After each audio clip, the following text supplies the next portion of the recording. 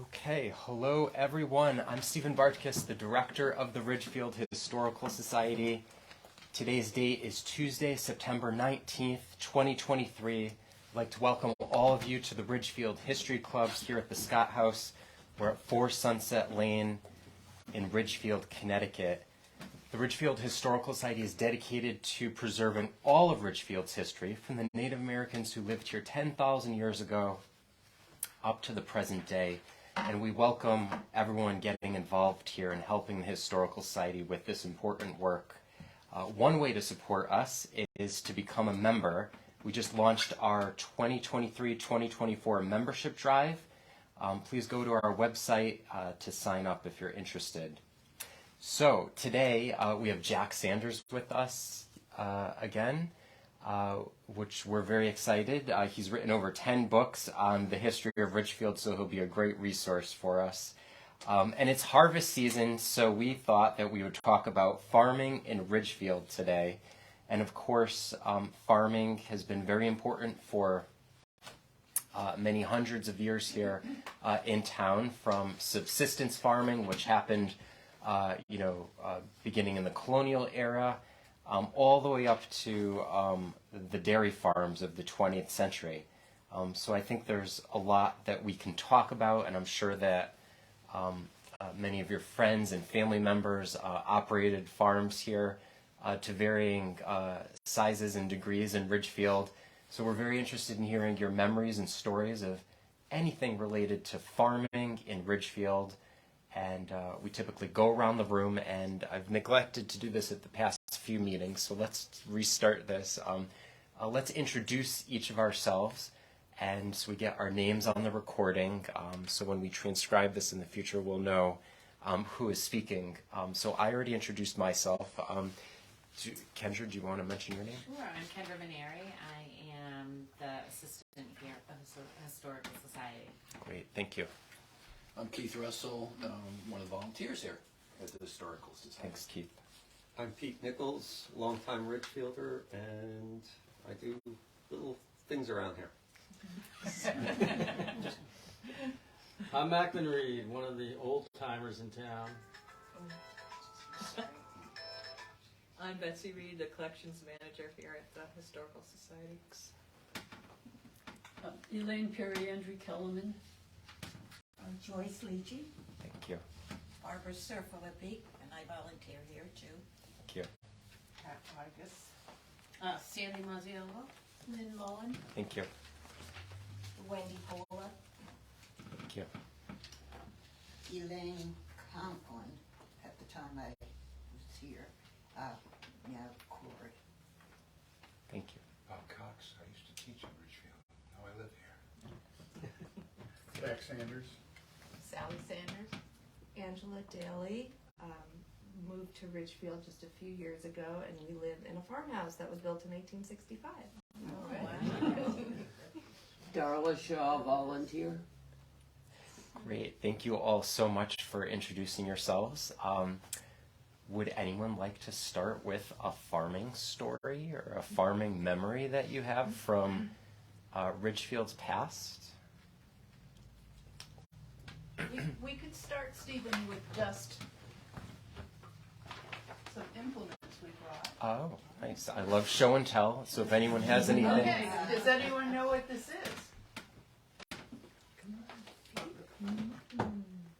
No? Farm equipment. It is farm equipment. Yes. Jack, you explain exactly how it works. This is a device that they used for barbed wire fencing.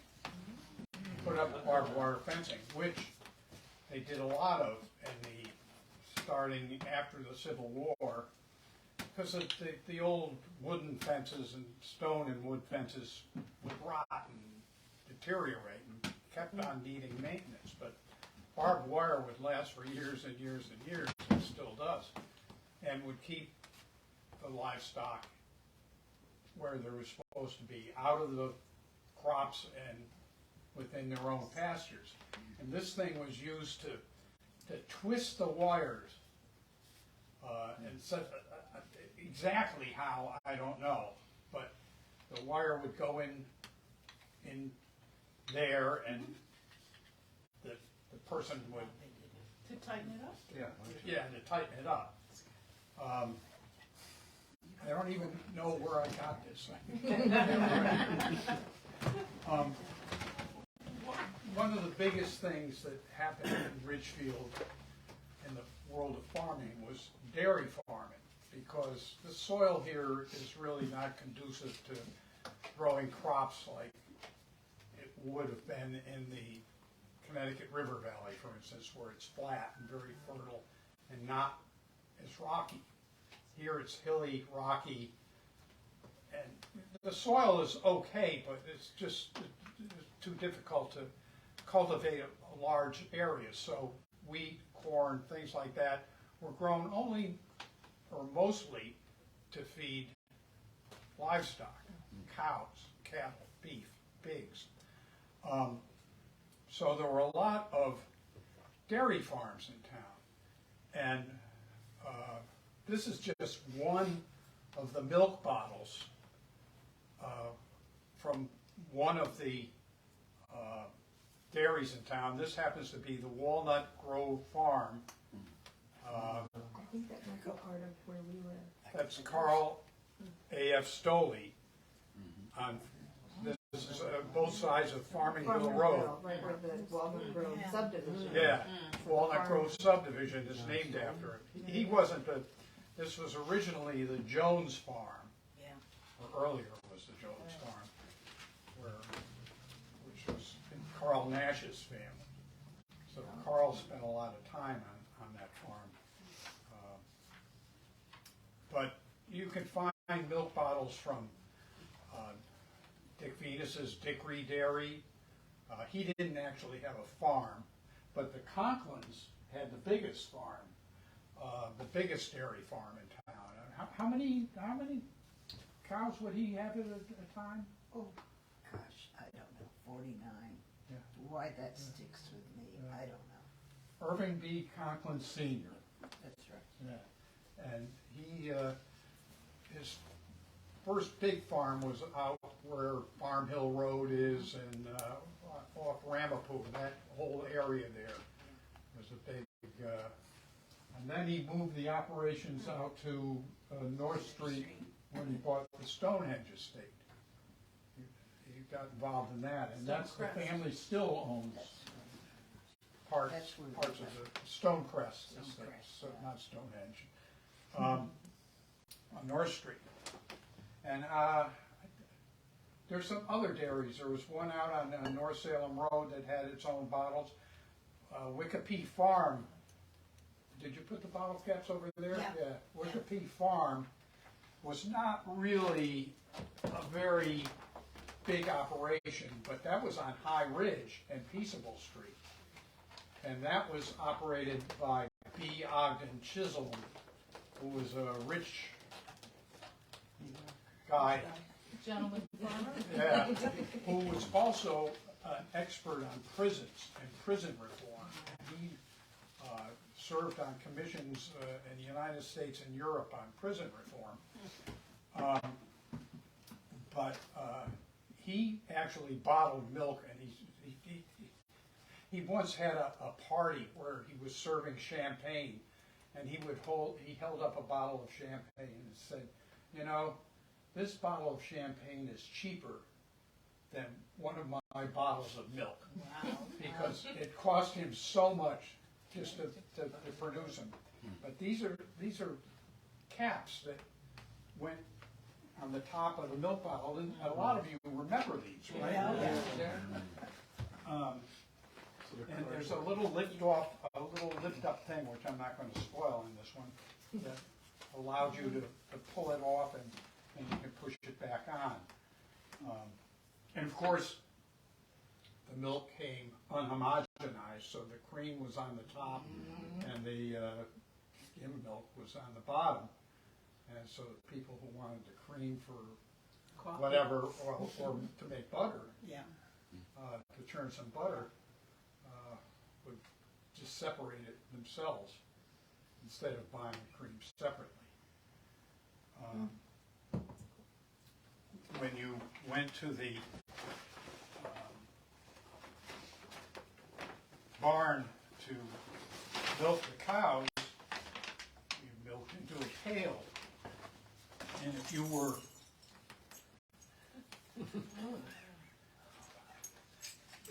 if you had once you got 2 pails full, you could hang them on this thing, put this thing around your neck, and it would help you carry them back to the house or wherever the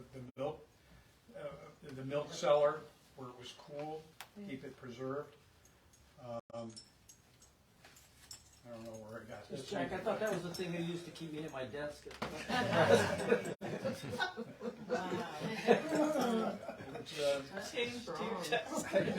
Some of the weight of the pail of milk is pretty heavy. Anybody know what this is?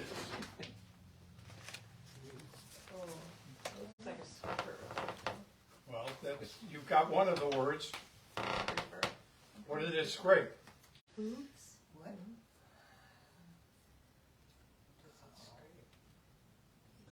And these came in various forms. This is a fairly modern one, probably 100 years old as opposed to some of this other stuff.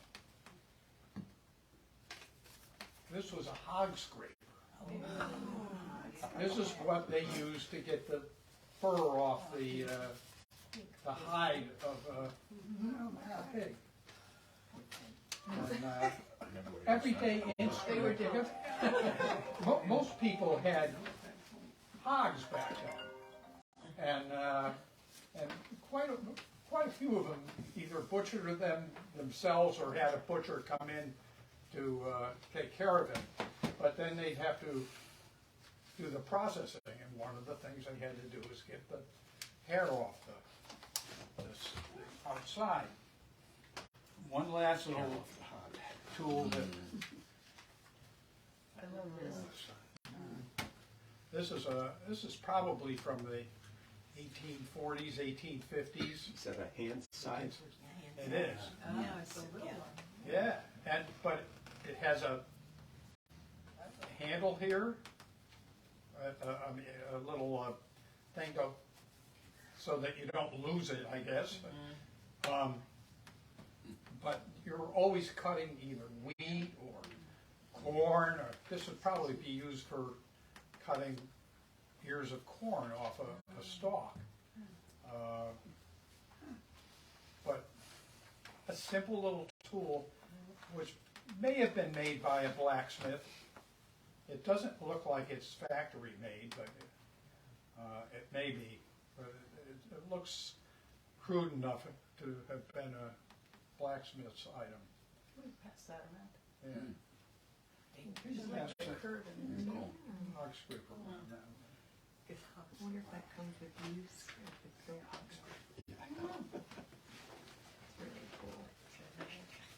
Jack, can I ask a question? I'm doing research on Richard Scarry, the author from Ridgefield, and it said he lived on the Conklin farm in a small cottage for 10 years. Was that Ramapo or Stonecrest? Yes. I live in the house now. Oh. Which road is it on? North Street. It's on the Conklin farm. Yeah, it's 258 North Street. Is it, I can't, is it Ramapo? No, North Street. 258 North Street. Oh, okay. Could you tell us about it? Oh, it's charming. I love it. It sits on a very nice piece of property.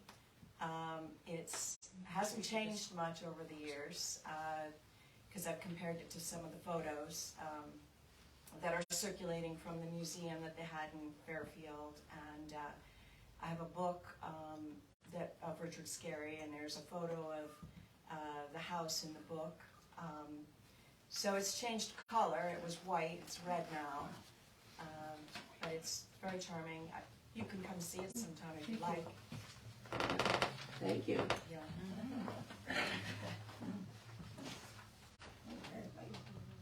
It was built to building Farm on the buildings. farm. Yeah. And it was built by my brother-in-law, before he got married to my sister, and it sits up on Stonecrest. But they were two, One was a corn crib and one was a chicken coop, and then they put them together, and it was two buildings, and it's been added on. There was a bedroom added on for you, right? but many years ago, in the 50s, I guess. Many years ago, she said. Before my time.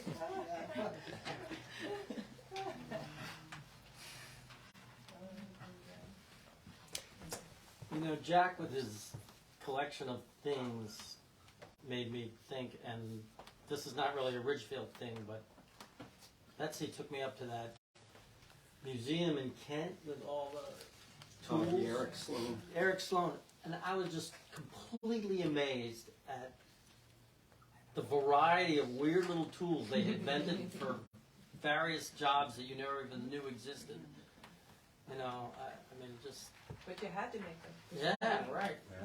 Couldn't buy them. It's like the ingenuity of all these bizarre little doodads for different jobs. We should talk about your doodad. Yeah, I give so much credit to Pete Nichols. He's collecting tools from all over, and he's displaying them at McKeon's farm. So Right. I don't know anything about the history, but I think this is great to bring people and show them the barn with all the tools. Right, up at McKeon's, which is, it's only part of McKeon's now, but it was a farm of 138 acres, and it's on the corner where it abuts Old Stagecoach Road and Ridgebury Road, and now the Ridgefield Conservation Commission oversees that property, and there is a barn slash shed that I have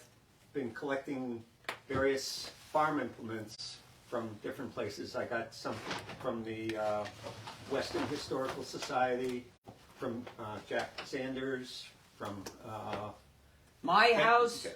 Darla's house, and wherever I can, I put them up on the wall, take pictures of it, and I also have a sign that has what's called a QR code, and you can, if you don't know what that is, you just take your cell phone, click on the QR code, and then it'll bring you to a website where it'll tell you about the different tools, and also we just yesterday put in a short history of McKeon's farm, so you can look at it there, or you can just go to the Ridgefield Conservation Commission website and look at some of this also. But McKeon's was almost as large as Conklin, I think, because McKeon's had as many as 45 dairy cows. I think they were brown Swiss dairy cows, and one of my memories of McKeon's was driving with my family. I wasn't driving at the time; I was too young. But driving with my family and having cows crossing the road, and you had to stop and wait till the cows crossed the road, and then you could get by. And McKeon's, everybody or anybody can go up, park there, walk around, and now there are sheep up there, and a couple of llamas that are from Henny Penny Farm, which is down the street, and they are allowed to just graze their sheep, and people can go up and look at them, bring their family, kids, grandchildren, whoever, and that's a really nice place for It was people. wonderful that the town voted to buy that property. Yeah. It was, I mean, it was on the market, and Right. we made the decision that that was such a beautiful place to keep open. Yeah. At first, there were cows there. We used to have a dairyman who kept cows. But Thank you for sharing that. sure. There's trails there too, isn't Yeah, there are trails that are kept open around each of the different fields along the stone walls, and there's still an orchard there, but the apple. I still eat the apples, but you can do that, and there is a wetlands area. It's nice to see open space, meadows and things like that. And also, talking about the meadows, off of West Mountain and Old West Mountain Road, we just acquired, I think, 17 acres of meadowlands. And I'm not sure if there was a farm. I'm sure there was a farm there at some point. I'm not sure what the name of it is or was. That was the farm that was attached to, well, I mean, in the early 20th century, it was attached to what's now the Ridgefield Academy, The other the side. old Lynch estate, Lynch property. okay. John Hampton Lynch, Oh, which was called West Mountain Farm. makes sense. Yeah. The McKeons, by the way, was probably the last place in town where you could get Milk. unpasteurized milk, Right. which was until they finally stopped because the state was going bananas about unpasteurized milk, and then Right. and I think it was 1993, Yeah. 94. but one of the last places around, and people who believed in that Yeah. were dedicated Sure. customers. And Dan McKeon bought the place. It was 138 acres in 1938, I believe. He was a Yale graduate. He was a finance guy, and he and his wife were very religious. They were very instrumental in getting St. Elizabeth Seton built up that way. And originally, St. Elizabeth Seton was supposed to be built where those homes along Lawson Lane are, but there was something about the property.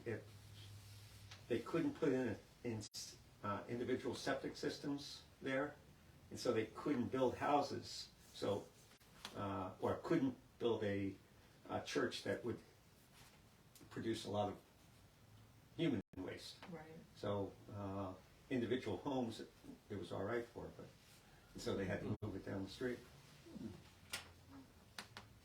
The McKeons bought that farm from a man named Samuel Coe, who acquired it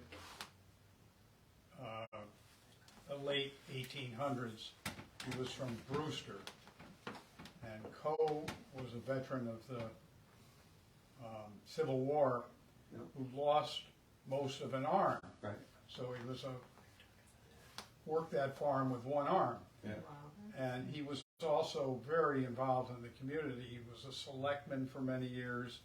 He was involved in the Ridgebury Congregational Church, and did a lot of other things, community service. Before him, that property belonged to the Hunt family, who operated a stagecoach line Right. from what became the McKeon's house. So this would be in the 1840s, and that stagecoach would run from Ridgebury down to Norwalk, where it would meet the boats going to New York City. So it's an alternate route. This is before the railroad was run up through the Norwalk River Valley between Norwalk and Danbury. So people from Danbury, especially western Danbury, but Danbury would go down to Ridgebury to catch the stage that would leave at something like 3 or 4 in the morning, and go down Old Stagecoach Road, which is where that road got its name, down a part that isn't used anymore, that's very steep and precipitous, down into Ridgefield, where it would pick up more passengers, and down through Wilton and pick up more passengers if it could hold them. And then at South Norwalk, meet the boats, which eventually became steamboats, but at first I think were the sailing vessels that went to New York City from there. So it was apparently nicer or faster or maybe more convenient than driving yourself down through Westchester County into New York City. Something else What about, year are we talking about? The stagecoach started operating in 1830s, 1840s, 1850s. The railroad kind of put it out of business because it became easier to take the train down to the, and the train went down to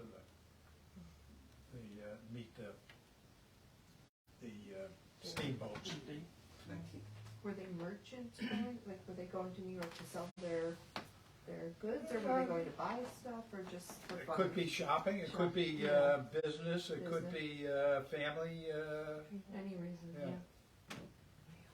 yeah, also, going back even further, in 1781, the British actually had an encampment at McKeon's, well, it wasn't McKeon's at the time, but on that property. The French, you mean? I thought it was, maybe French. it was the French, but I thought it was, The French. oh, okay. Lafayette's. Okay. I have a more modern question. When you guys were young, would you go out and buy corn at a stand? Were there farm stands? How did that work? Did you just had what you grew in your backyard? Yeah. Yeah. Yeah, we have what we grew in the backyard. You're talking about farms in the sense of retail. Many Italian families had little farms in their property. Yeah. My grandmother had an enormous garden at the back of the house. She had a hand laundry, but beyond that she had an enormous garden. And then in the back she had chicken coop with laying chickens with eggs and rabbits. And I only knew her house, but I would imagine that many of the others did. I know that Mr. Costanzi, Puka, would save all the eggplant seeds, and she would go to his house and she would get a package of eggplant seeds and then come back and plant them in the garden behind the house. They seldom went to a store and bought flour to make pasta, rice probably, but never vegetables. Eggs, no. Chickens, I mean, I only can talk about my own That family. sounds. And then she would can and. Yeah, can. Oh, Yeah. We all can. They all can. We all can. On a sauce.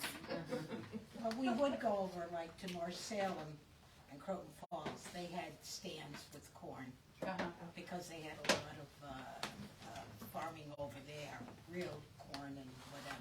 I can't remember when sweet corn really became a thing. Like, going out to a farm stand to get corn. When I was a kid, I don't think we No, did. we didn't do much of it. No. I don't think. I don't remember. I don't remember corn. I Yeah. remember peaches and that kind of getting fruits and canning those for the winter. I didn't even know where they stored them in the basement. Yeah, We had a no. root cellar. We had root cellars. Yeah. Every house had a root cellar. Around here, corn was mostly to feed Yes, animals, for the animal. That's why we would go. and it wasn't the kind of corn you'd want to eat. No, it wasn't. But I remember, because my father was the caretaker for the Jubilee Estate on Branchville Road, and when the cook was boiling the water, they would somehow, I don't remember, call, but they let my father know he'd have to go out and pick the corn at that point, and then bring it up to the house so they could Eat it put right it in then, the boiling fresh. water. It's the best. Plus, Yeah. Well, in those days, we were the largest deliverer of milk. We had a very large farm, very large, I think about 49 acres. And we had cows, and my father was the farmer of the area, and he'd deliver milk. And there'd be times when the rich would bring their maids in and they'd want something special, and he'd have to go out to be sure they had the right milk. But no, he was the main deliverer of milk. Dick Venus worked for him, right? That's right. And Dick anybody who wants to read about the Conklin farm and about Mr. Conklin can look at Dick Venus's columns, which are all digitized now, or most of them are digitized. More than half of them are now online, because he devotes a lot of time to his experiences working with Irving Conklin and the things they used to do and how they did them, and it's a lot of detail about dairy farming. It was not an easy business. No. It was up at 4 o'clock and deliver the milk. And milking the cows. Oh, but that was the fun part of it.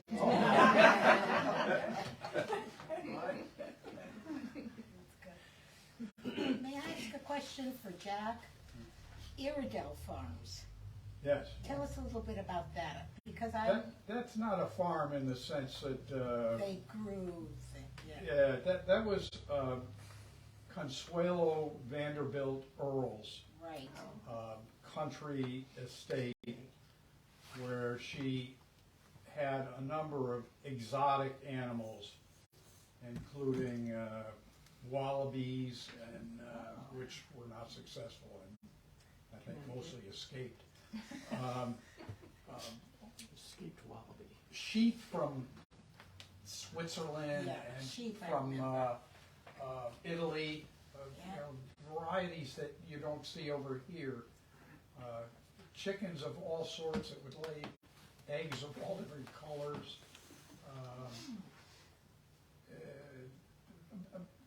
A lot of llamas and things like that that were exotic animals for New England. And then she started going into dogs. And she raised, I can't remember whether the Skye Terriers or some kind of terrier was her specialty. And Where was that farm, Iredell? it's right at the New York State line on off of West Mountain Road. My son and his wife just built a house on what was Iredell farmland. He came They didn't build on the corner of Rippewam and West Mountain, but you can't walk in there because it's all, there's still fencing, and she never took it down. They built farther up right across from where Mrs. Earl lived. But if you can't walk in there because it's still all partitioned off. For the various. True. No, My no, I son, mean, who owns that land? That's all partitioned off. my son, Oh, yeah, okay. my son and his wife. Okay. I don't know if anybody remembers the Kaiser Turkey Farm? Oh, yeah. Yes. Over on Berry Avenue, and every Thanksgiving, we'd go over there and pick out the turkey and cart it home, and that was quite a thing too. I think they had chickens and turkeys over there. They would do turkey shoots over there Yeah, too. and there were turkey shoots over there. I think I four. think everybody Rose got Kaiser, their the turkey. daughter or something? Yes. Rose Kaiser. She's Her still daughter. around. Yes, she is. And she follows old Ridgefield very. And the devoted. son Jimmy also, he's up in Southbury. When did they close down? In the 70s. Yeah, I think because so. I remember. Yeah, Yeah. we went over there in 50s, 60s. That's where we got our turkeys for Thanksgiving. Corinne Pancotti. It's Oh, now Kiln Hill. Corinne Pancotti. Kiln Hill Lane is the subdivision that it was turned into. What is it, Jack? Kiln Hill. Oh, that's, is But that if you remember Forbes, Mike correct, Forbes? what's that? Mike Forbes' property? No, No. Mike No. is still further. He's down He's for, down oh, okay. further. Oh, Kiln, oh, Yeah. I know, Yeah. that's where, But Corker. if you remember the big controversy in the 70s when the Kaisers had a deal with the Suburban Action Institute. Yeah, I remember something. They- What was it? There was a guy named Paul Davidoff, no relation to David Paul, of Yeah, the yeah, Sag yeah. Lawn, who was a planner and one of these professorial type planners, and he created this company that was designed to build affordable housing in suburbia, to bring affordable housing to the suburbs where they were basically banned. And the Kaisers felt strongly that Ridgefield needed affordable housing. And so they had a plan to build, I don't know, 60 units or something like that on that property, maybe more. And it was a big deal. People fought that tooth and nail zoning. I said, oh, the traffic. And I said, but what they just didn't want multifamily housing out on Perry Avenue. It was a very big And deal. it eventually was turned down, and he sued. He lost in court on some technicality that had nothing to do with the issues, and then he died. So that was the end of it. But the Kaisers wound up selling it for a subdivision. Yeah.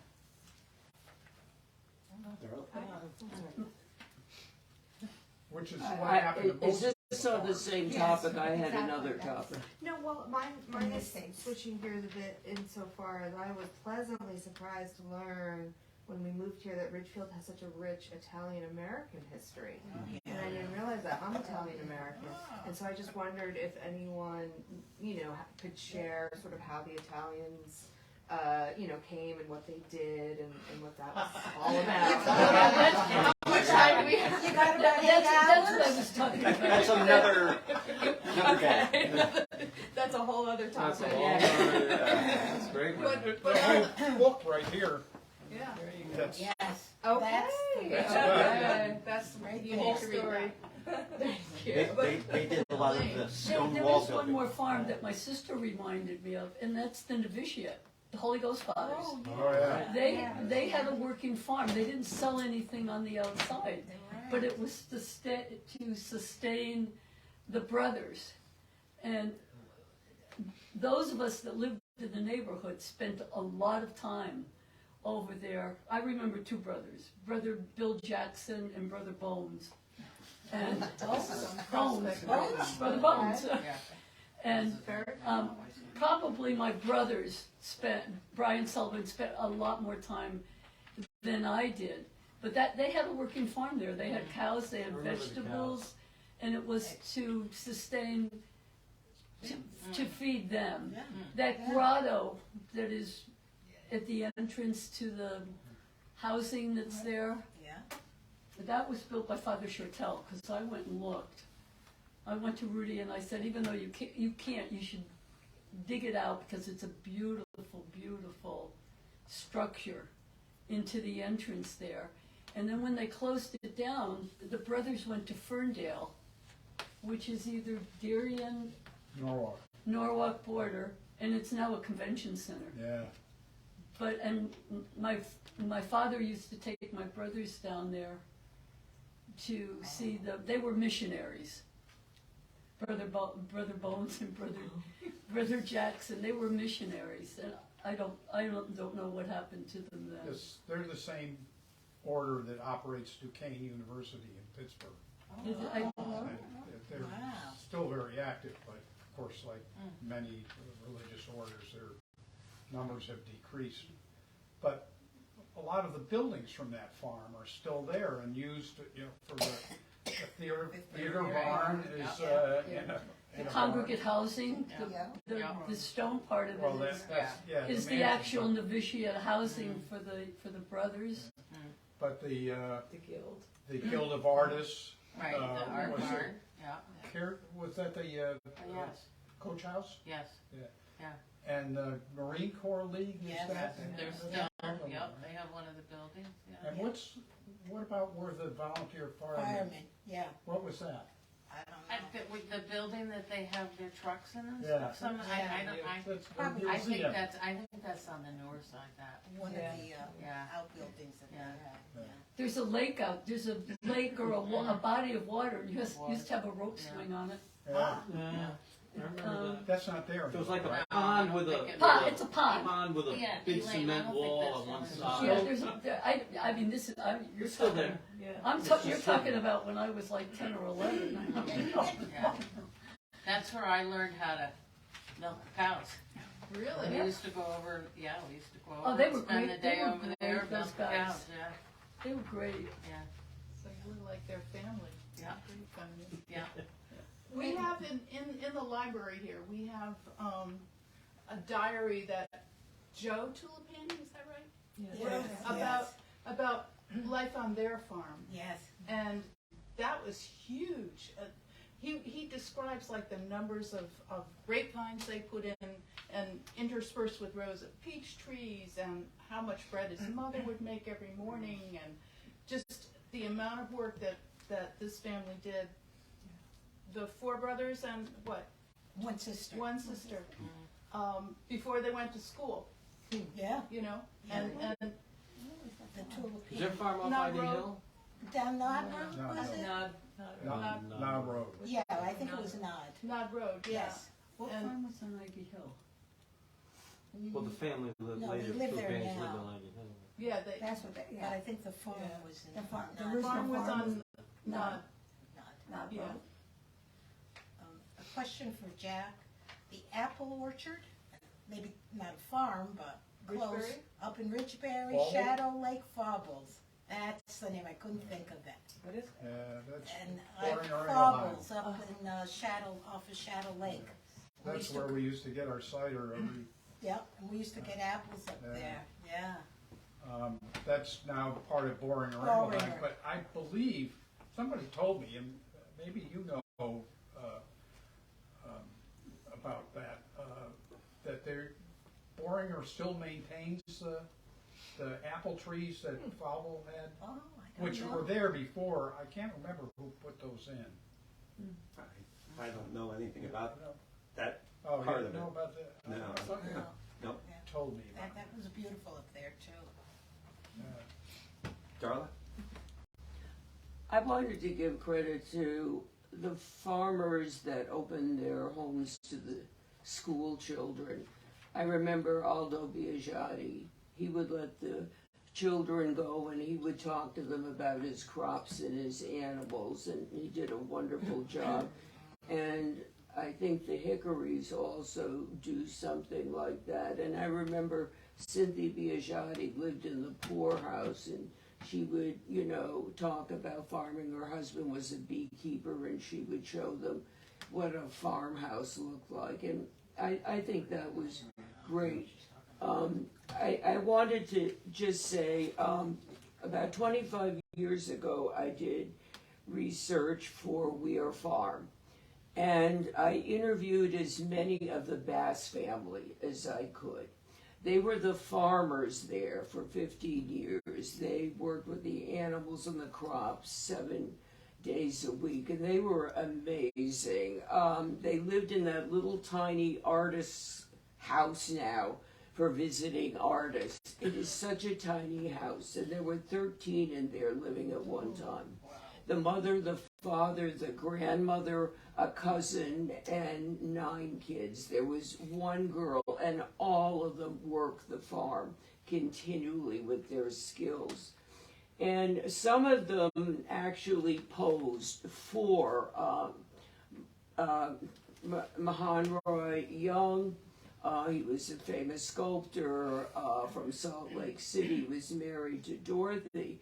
And the young men had such strong farm bodies, they were excellent to use as models. They went in the military as they got older, and the third son, I think, got killed. He was on the SS Juno, and he went down with the Sullivan brothers. And I guess when you died that way, you got $10,000. So the family got $10,000, and they moved to a farm in Danbury on Barnum Road. They were the closest family I had ever seen. So they gave the house and remodeled it to the mother and father, and they divided up all the land. There was quite a bit to the rest of the family.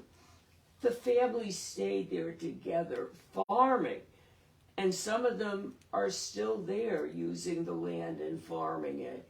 And all of the young men that became older they were military, they were mechanics, or they stayed into farming. There's only two that are left. One has Alzheimer's, and the other one is very frail. The two twins, and I know some of you know Joan Green. And Joan Green's father was the oldest bass boy that took over the farm when the father was not able to. And Joan's mother had a portrait made of her by Dorothy Weir, and she searched for it for 35 years. She even went to Salt Lake City to find it. She described exactly what her mother looked like, the setting and everything. And when I worked with the archives, taking my information and theirs, I said, could you find this painting for Joan Green of her mother? And I explained it, and they found it. And it was so emotional that she finally saw. She had never seen the picture. She had heard about it. She was on a bed with a green sweater knit with pearls, with a newspaper, and she had short brown bobbed hair, and that was the picture. So the farm family intertwined with Weir and left history. Very nice. Now, you had mentioned the Hickories.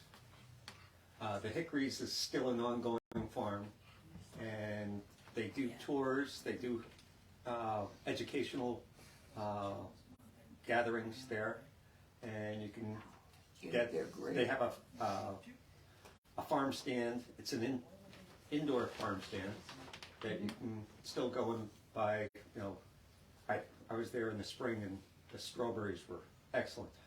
You know, and you know that this has just been picked and brought in, and it's very, very good. You also have trails around there. Yes, the Jones Trail is one of them.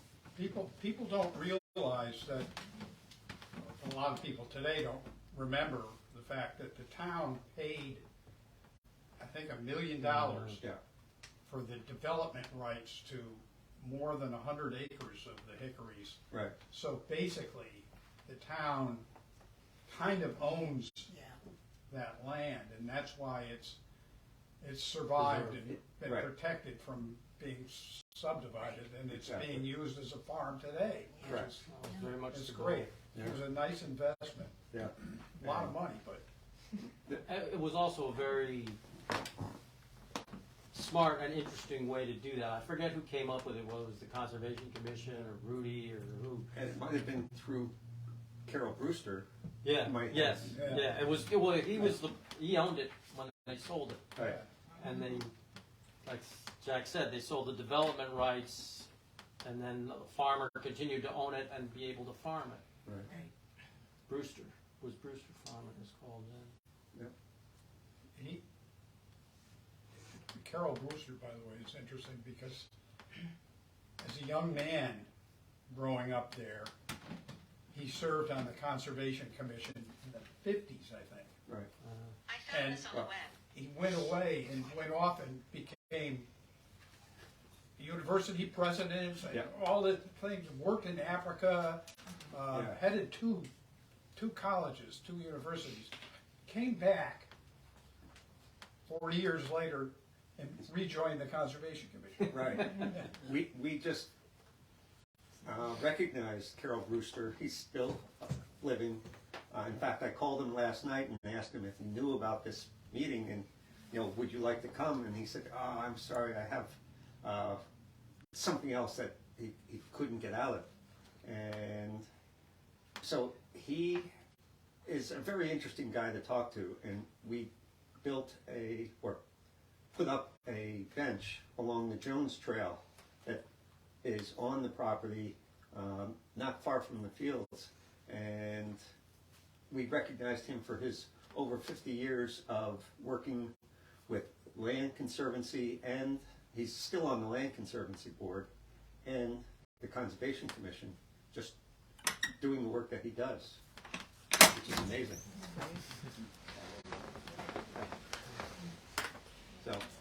So I have a recollection of him when I heard it was going to be farming, and I was thinking, who was that farm? Because I grew up in like the 50s and early 60s, the late 50s, early 60s, on Cooper Hill Road.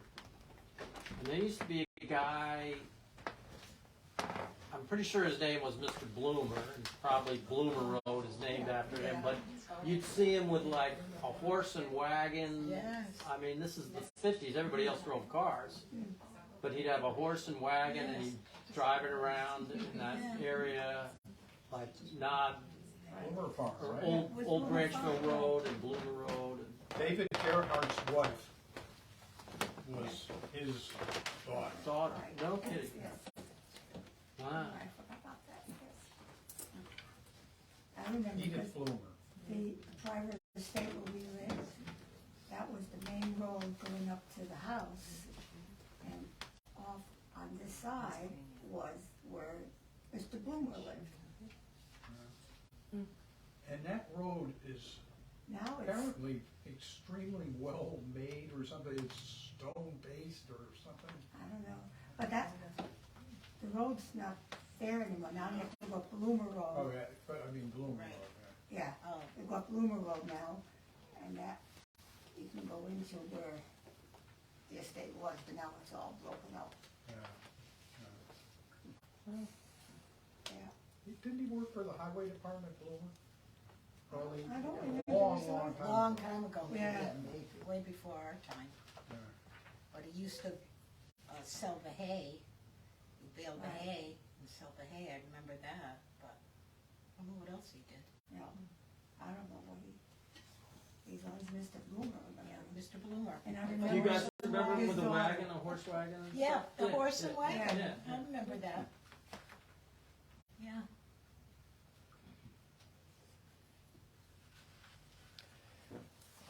I have a question. Was tobacco ever grown in Ridgefield? I know that, it's very common along the Connecticut River Valley, but there was a cash crop period where in other towns throughout the state, tobacco was grown everywhere. Jack, have you ever seen evidence of that? No, it's, the soil is not right for tobacco and the climate, the hilly, those are all flat lands with the rich Sure. soil from the millennia of the Connecticut River. Too many rocks in Ridgefield. Yeah, my grandfather grew it in Kent, Okay. along the river, along the Housatonic, Okay. but that was field tobacco, not shade tobacco. I can remember driving through Hartford on my way to Boston when I was going to college. Yeah. Which is Yeah. late 60s, early 70s, and the whole area around Hartford was tobacco farms.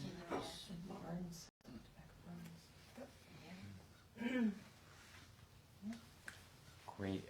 Does anyone else have any other farming stories or memories to share about friends or family members that had farms here in Ridgefield? We'd love to hear anything before we wrap up today. I brought a show and tell, just because I find this one so fascinating. You probably already talked about Conklin's. Some of the family here. Relatives. Yeah, I'm the youngest. Oh, great. So this is the old calendar we used to, Beautiful. from 1943. And it just always cracks me up that the phone number is 50. Now we're like 10 numbers, right? Yeah, Oh my right, gosh. right. You know, That's great. And now, who would those calendars be given to? customers. Okay. Dairy. Yeah, That's interesting, because that was during the war. yeah, Yeah, so they were able to yeah. produce those. Yeah, it's a great piece of early advertising. Do you have any memories of the farm that you'd like to share? Oh, that was everything growing up. It was fabulous times. The cows were gone by the time I came along, but we always had horses, and I grew up riding, and I was just talking to my aunt on the drive up here and saying that, she said, we used to sleigh ride, with the horses, have the horse pull the sleigh down North Salem Road. And I said, well, when I was a kid, we didn't do North Salem Road, but we did North Street, and Worcester Street, and rode the horses all the way out to Spring Valley Road to access trails. And we were 8, 9, 10 years old, 3 or 4 or 5 of us by ourselves. And it's a 3-mile all-road journey to get to the wilderness to riding. So, yeah, it's hard to believe. Right. That's a time that, I loved when I was a kid. It wasn't horses, but just bike riding and just going hiking into the woods and wherever. Yeah. And you leave in the morning and come back at night. Yeah, I know. We petitioned the principal at Scotland School to be able to ride our ponies to school. And she was like, yeah, no. Ride your bike.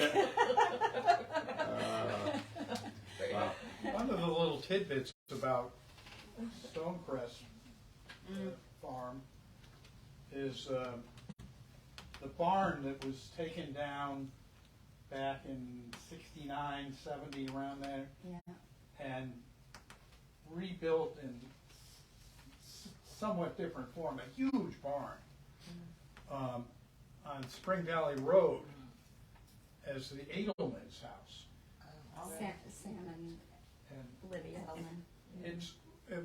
It's one of the examples, kind of an extreme one, because they took it apart and put it back together again 5 miles away.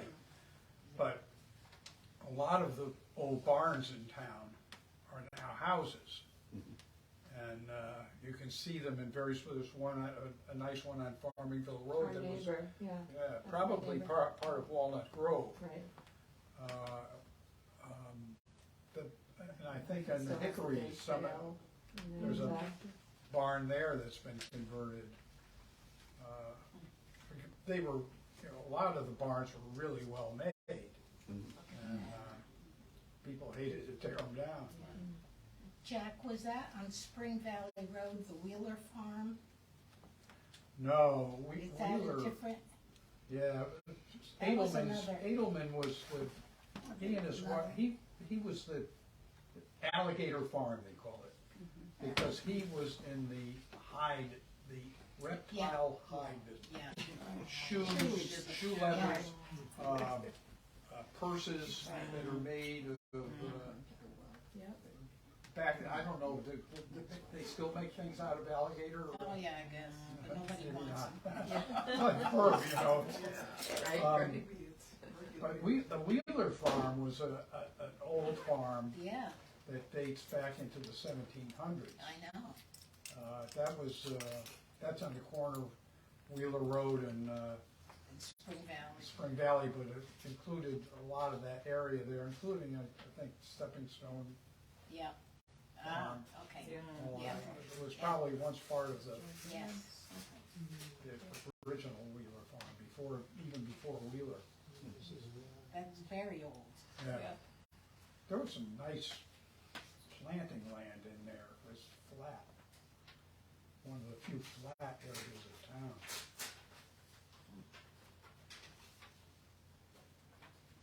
I can just about remember John Wheeler, Yeah, John Neville Wheeler.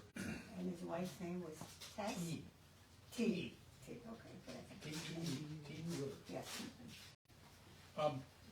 One last farm we should mention is the town farm. Does everybody realize that we used to have a poorhouse in Ridgefield? Yes. And it was The town farm. the town farm, and it from the 1870s, 80s, someplace in there, until 1945. The town operated a farm on North Salem Road, right across from the north entrance to Tacora Trail, across from where the St. Pius. Near Circle Drive.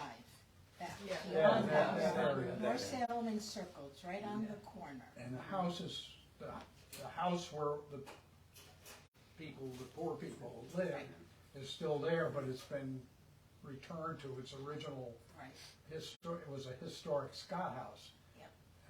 Unfortunately, some owner recently put up a fence that's very high. I know. You can't see It's the not house, good. which is really a shame. Did they just paint that house also? Is it the black stained house? It's on the. Yeah, Lori Krebs lives there. She was Yes. a kindergarten teacher at Farmingville. She wrote a book about it, a children's book, and that's what I was talking about, that the children would read the book and then go to the poorhouse and learn about it. It was a wonderful program. We have records in town hall showing Who was who was there, what they owed. It was amazing to see And the they amount of worked, money. the people that lived there worked the farm Yeah. and supported the farm Right. and they actually could sell the farm sold things they owned. Were they paying off debt too? Is that, or? No, it was more just like think that they they were paid to live there with Oh. a very minimal amount, like $1.40 or something. I don't know, I forget, but there are records on that. It's really interesting. But A lot of people, you'd be surprised. the town sold it and used the money to buy the community center building, the Lounsbury. Right. Oh, that's interesting. Really? Yeah. That doesn't look like a poor farm. I thought, Poorhouse to rich house. yeah, I always assumed that house was left to us. It was left to the town, the community center. No. We had to bought buy it. We bought it from his niece, Oh, whose okay. name was I Griffith, always assumed it was, as in Griffith Lane, Lane. right, Yeah, okay, yeah. which was also right. their, part of their estate. I didn't know that. No idea. They used the money. It's interesting. Yeah, It's weird. 10 There's after the irony 11. of that. Yeah. Okay, well, I think we're going to wrap up the program for today. Thank you all for coming to share these great stories and memories about farming here in Ridgefield. I want to remind you that the next gathering of the Ridgefield History Club is going to be the third Tuesday of the month. That's Tuesday, October 17th, right here at 10 o'clock at the Scott House. So please come back. We have selected the topic for that already. It's Silvio Bedini's Ridgefield, and we're going to be fortunate to have his children here with us for that very exciting discussion. So there's going to be a lot to talk about Ridgefield's history, and of course he is a very well-known late Ridgefield historian. So we could talk about the historiography of Ridgefield and all these various aspects of the town's fascinating history. So Tuesday, October 17th, here at 10 o'clock at the Scott House. And I hope you have a wonderful day. Fall is here. Please enjoy. Thank you so much.